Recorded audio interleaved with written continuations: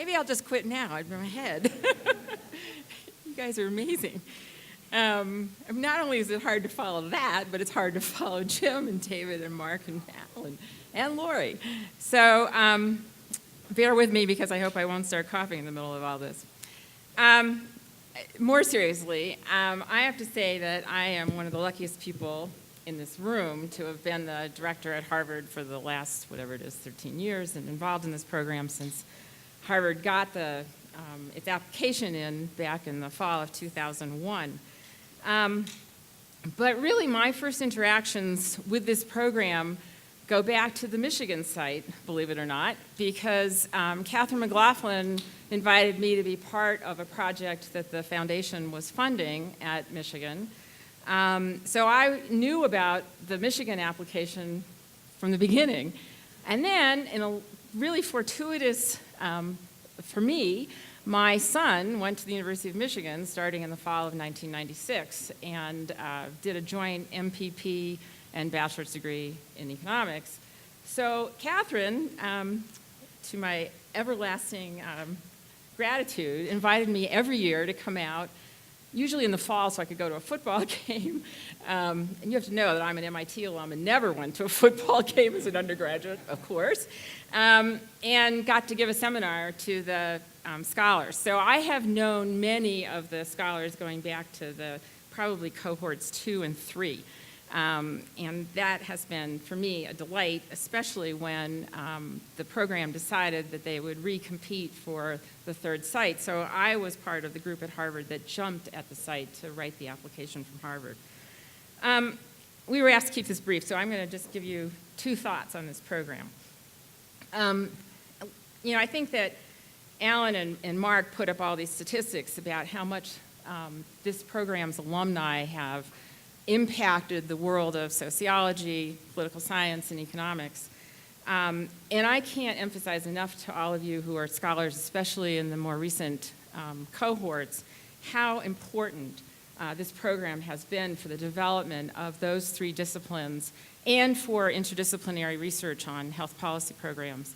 My original academic appointment was at the University of Maryland, and in 1981, I asked if I could teach a health economics course and was told, no, you can do that as part of your graduate labor economics class. It probably could take about 2 weeks of a semester. And at that point, I figured, I'm out of here. I think that partially because of my interactions both at the Urban Institute, which is totally interdisciplinary, or at least I interacted a lot with other people outside of just the health center, but also the Public Policy Association, APHAM, where I get to see many of you, in addition to the American Economics Association, but really APHAM is where I get to see those of you who are political scientists and sociologists a lot. And I just want to echo everything that has been said before me about these health policy problems that we are facing as a country are complex, and it's very clear that we need these interdisciplinary groups and teams and people who know how to speak each other's language and know about articles that were written by people in the other disciplines. And in addition to the contributions to each of these disciplines, for Harvard, this has been a tremendous program. When I first arrived at Harvard in 1992, one of my favorite colleagues said to me, you understand this is a place where every tub is on its own bottom, and I had never heard that expression before, and I wasn't sure what to make of it.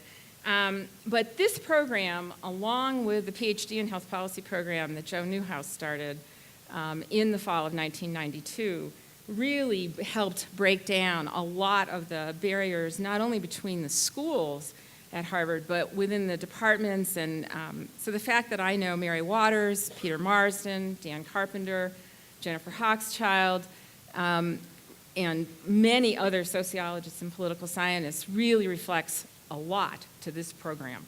And I'm sure that's true at Michigan and Berkeley, where I also have lots of friends and colleagues, and I can tell you from watching the careers of the scholars that I know well, that's been also true, just to name a few, at Northwestern, Vanderbilt, Wisconsin. You just start going across the country and you can see this network spreading out. It's fabulous. So now I'm telling you about my age and telling you how fabulous that is. But now turning more to the cohorts that I've personally been involved with.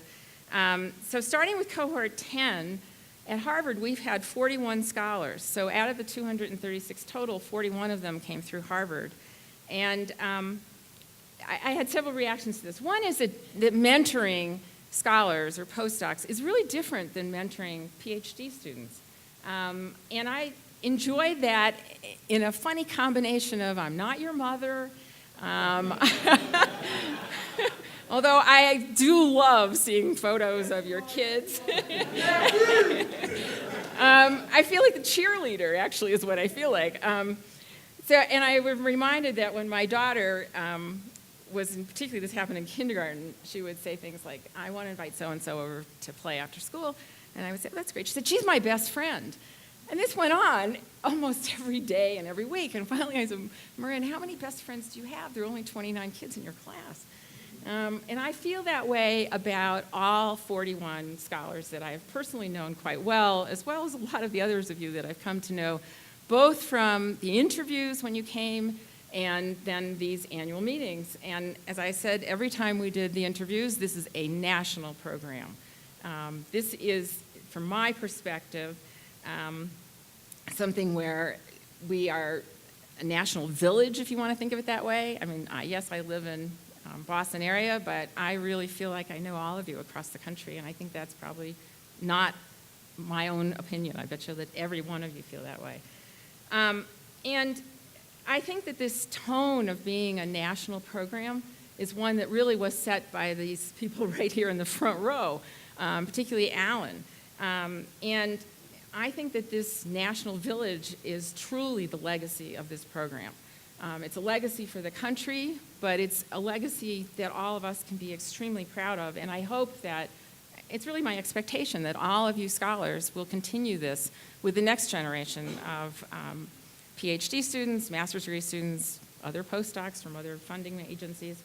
And just to conclude, Alan, we have from Harvard a gift for you that was too heavy to bring, or at least we didn't think you'd want to fly back with it. So back in Boston, we will deliver this to you.